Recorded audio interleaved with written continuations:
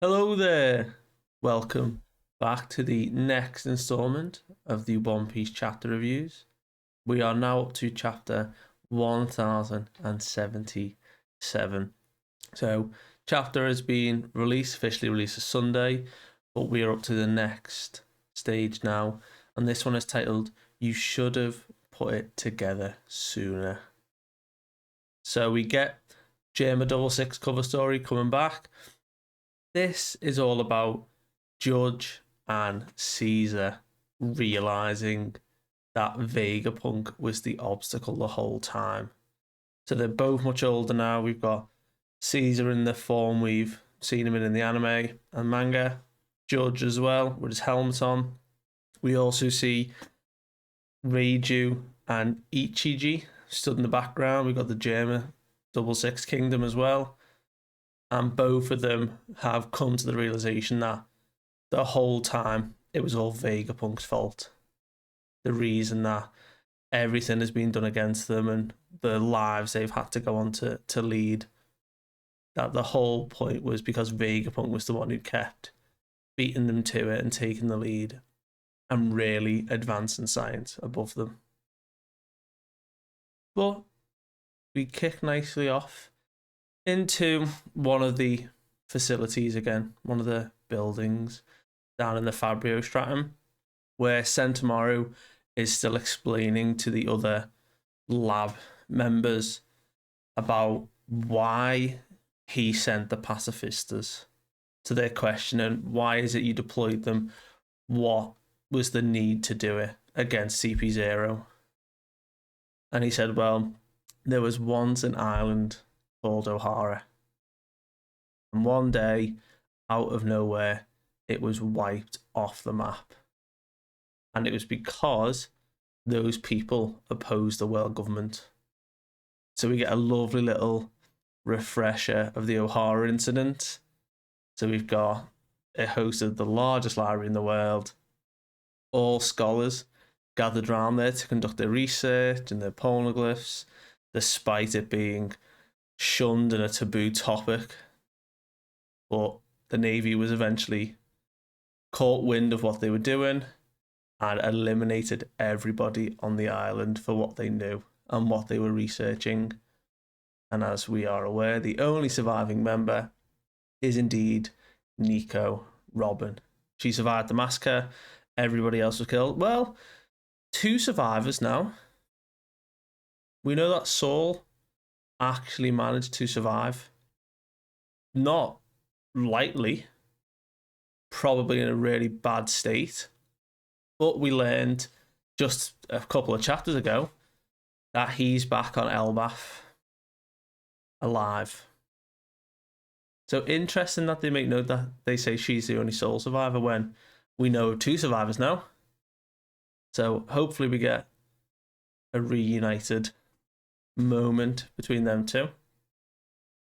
But Sentomaru goes on to explain his reasoning and says, well, now they're targeting Vegapunk, which shows the world government now is taking a step forward.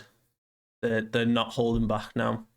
Normally they're quite reserved. They push their agenda and try and organize the world as they see fit. But now they're making a move against the smartest man. A man who is the greatest mind of all time. A man who actually wants to help people, who worked for them, supposedly. And yet, they're coming to eliminate him.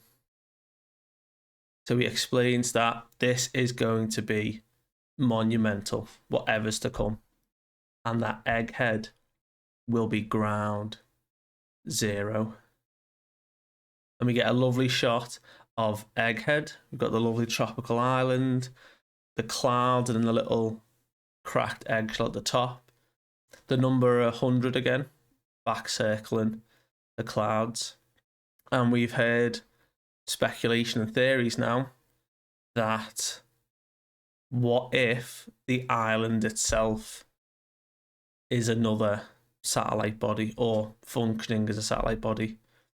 We know that Vegapunk cut his head off because of the amount of capacity his brain was carrion, made it the egg-shaped island and his little apple antenna, and every day the information gets sent between the satellite and Stella, and they all sort of sync up, so the knowledge continues to flow and spread about what they learn.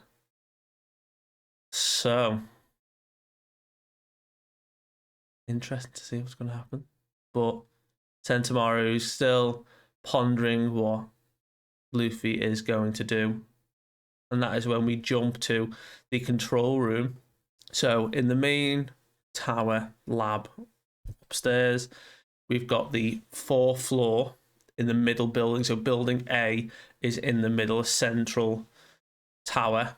And the fourth floor up in the lab is where Lucci are throwing hands at S-Bear.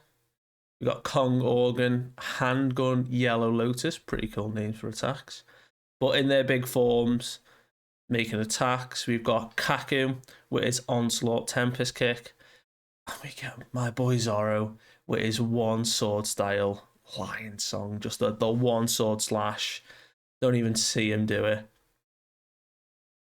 But the Seraphim just get back up. And even Luffy makes a comment, they're getting up way too easily. And I love the joke. He's like, are they Kaido or something? Like, we've cut them many times. We've landed multiple hits, big hits.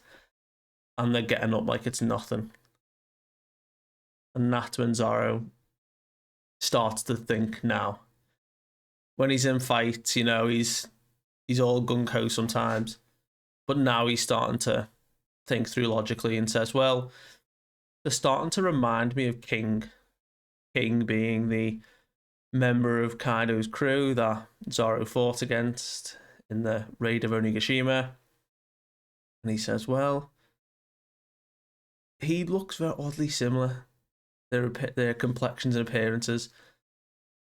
And Shaka even immediately is aware that King is a Lunarian. So the Vegapunks have that information already, which I'm not surprised by. But even Zoro makes a comment that he never knew that was the name of what he was, what was the people.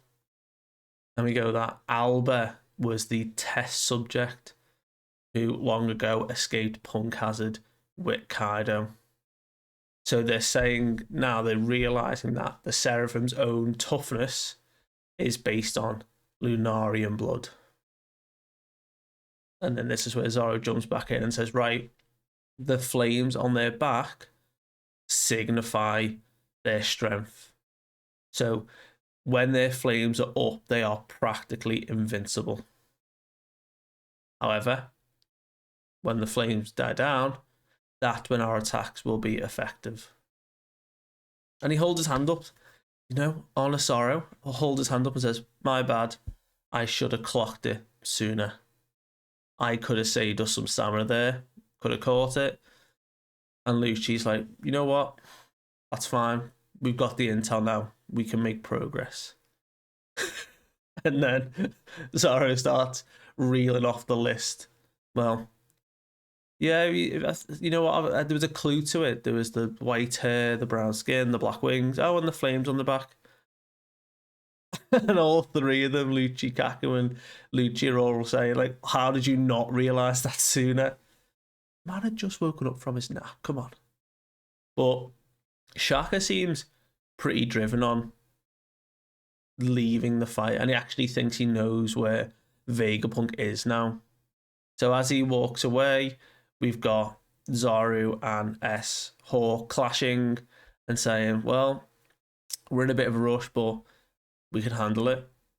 And then we come down a floor in the same building to Nami getting some action with Zeus against S-Shark. So that's the screen from earlier.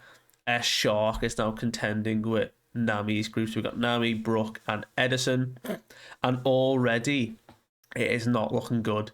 So they were ambushed by S-Shark. And because of his swim fruit ability, I'm not surprised.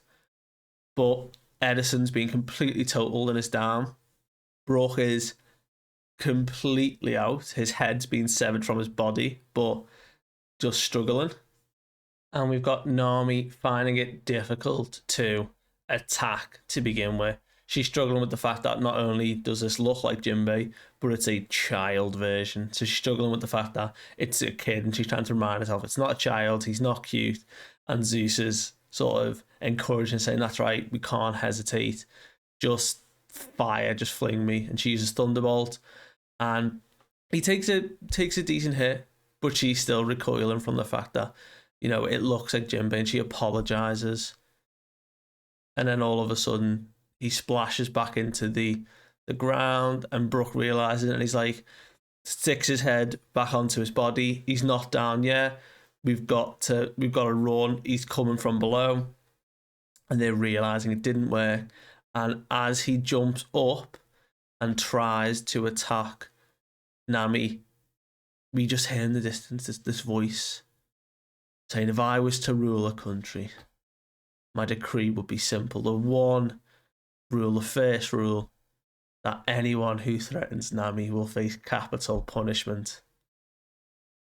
And he makes another joke that, number 9, anyone who makes her scream will receive a rare fillet strike. And almost at lightning pace, Sanji just 2 foots Jinbei, or S-Shark, in the chest, sends him flying. Sanji's down on one knee already, saying, I'll take care of this. Do not worry, he's just a small fry. I don't give a damn if it is a child, or if it is just another Jinbei. I will be judge, jury, and executioner. Pretty dark from Sanji, and I love it. He's like casting shadow. He looks ominous. I'm down for this. But we come away, and we come over to our building C, which is on the left side. And we've got Lilith still recoiling from York being petrified. They're fighting a snake at this stage. She uses the bubble gun. And interesting that it only brushes her. And even Usopp says it just grazes her. But she falls. And even she's confused. And she says, well, the green blood that's in your body gives you the pros and cons of your devil fruit ability. So these bubbles are designed to harness the ocean energy. So we've got sea prism bubbles now that she's using, and she knows that they're the weak point. And they're all like dead excited. And it was like, right, well, we just need to pin her down with this bubble. And as Frankie closes the distance, she manages to just kick him away, not even a graze. And she's like, right, she's mad now. She's almost got Boa's sort of personality to her as a child. But as we see, Frankie manages to catch one of Lily's bubbles, pins her to the floor, and they're like, it will work perfectly. We've done it. And they seem to be dead excited, celebrating. And then Snake turns on the waterworks. Starts crying, saying, this is painful, what are you doing? And Frankie, in a moment of panic, apologizes, and she strikes. Petrifies half his body, and as he's turning to stone, he's saying, this power is no joke. And as another bubble goes out, we see Snake again turn the charm on, and turns both Usopp and Lilith to stone. So far, Snake has petrified that whole group. Shark is now contending against Sanji. So that'll be interesting. The strength of Jinbei with the swimsuit fruit, with all the Seraphim blood. Can Sanji combat that? He did awaken his cybernetic enhancements of his body during the Wano fight, so maybe he can contend with him. I assume so. We've got all the boys upstairs dealing with S-Hawk and S-Bear, so who knows what the outcome there will be, if Lucci and Kaku are going to help them take them down, or are going to try and double cross at another stage. But we come now to the underground old devil fruit research lab. So just in the basement. And Shaka's walking down the stairs, and we see people from behind the glass tube that we see in the previous chapter saying, "Who's there? Show yourself." And Shaka realizes that they're the Cypher Paul agents. He thought they were long gone and that they're begging to be saved.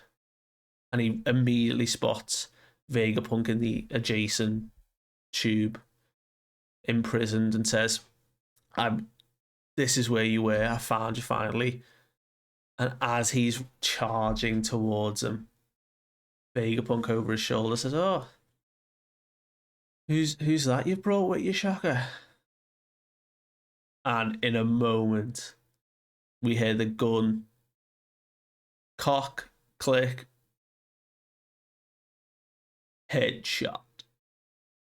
We see Shaka just takes a massive hit to the head, blood, everything. It is a massive explosion just in front of the stellar body. So Vegapunk is just sat there defenseless while he watches Shaka, his first satellite, get annihilated. And even the CP0 agents are shocked to see what's going on. He's just been shot. Where'd it come from? And there are footsteps coming down the stairs. And the look on Vegapunk's face says it all. That single shot snuffed out all hope. And that's where the chapter ends. We don't get the reveal of who it is that pointed the gun. But someone's there. We can now account for every other satellite is in a fight. There's all the Straw Hats, all the Seraphim, everyone's engaged currently right now at this moment. So it is somebody else on the island who uses a gun. Now we can't see if it's a pistol, a sniper. We just see the end of the barrel. But that is pretty pinpoint accurate of a shot to go straight through the helmet. So whether it will get revealed who this person is in the next chapter, and we have a confrontation with Vegapunk. Bonnie potentially is still in the memory of Kuma, trying to find out about her past and her father's past. We know the world government surrounded the island. We know Jay Garcia's there with Kizaru. We don't know if Jay Garcia's on the island yet, but we know that Kizaru doesn't use guns, so it can't be Kizaru. There is somebody on the island who uses weapons, proficient with weapons, that has had this whole plan of the death game. Well, let's hope we find out some more information next time. See you later.